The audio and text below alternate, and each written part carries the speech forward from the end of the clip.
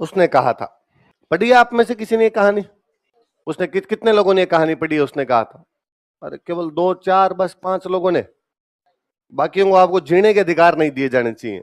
मतलब राजस्थान के किसी राइटर द्वारा लिखी गई हिंदी साहित्य की आज दिन तक की सबसे बेहतरीन कहानी उसने कहा था है। 1915 में महावीर प्रसाद द्विवेदी जो हिंदी साहित्य के बहुत बड़े सिग्नेचर हुए हैं, वो एक मैगजीन निकाला करते थे, सरस्वती।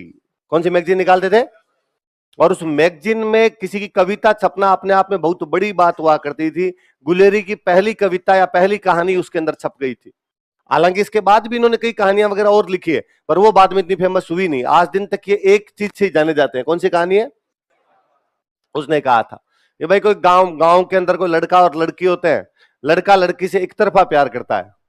लड़का एक तरफा ही करता है कि भाई लड़की कर ले तब तो दो तरफा हो ही जाए अपने आप में। तो वो बेचारा एक दिन हिम्मत करके उसको प्रपोज करता है। प्रपोज करता है तो लड़की उसको कहती है भाई मेरी सगाई हो गई। दिल टूट गया। उसके बाद लड़का लग जाता है फौज में।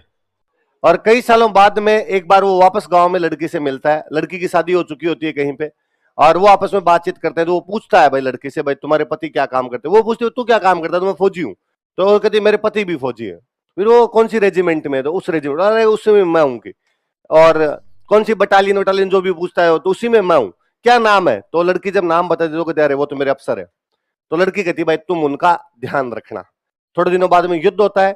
युद्ध के अंदर वो जो अफसर होते हैं उस लड़की के जो पति होते हैं उनकी गोली लगने वाली होती है। इतने वो जो फौजी जो उस लड़की का पूर्व प्रेमी होता है वो आगे आके गोली खा लेता है। उसने कहा था, उसने कहा था बचाने के लिए। तो उसने कहा था तो फिर काम आ गया देश के। तो चंद्रधर शर्मा गुलेरी की बुक है, इसका नाम क्या है? अरे तो पढ़ना आप। अब मैं ऐसे अब तो कोई 30 सेकंड में सुनाए तो क्या ही हो, बाकी बहुत अच्छी कहानी है पढ़ना। एक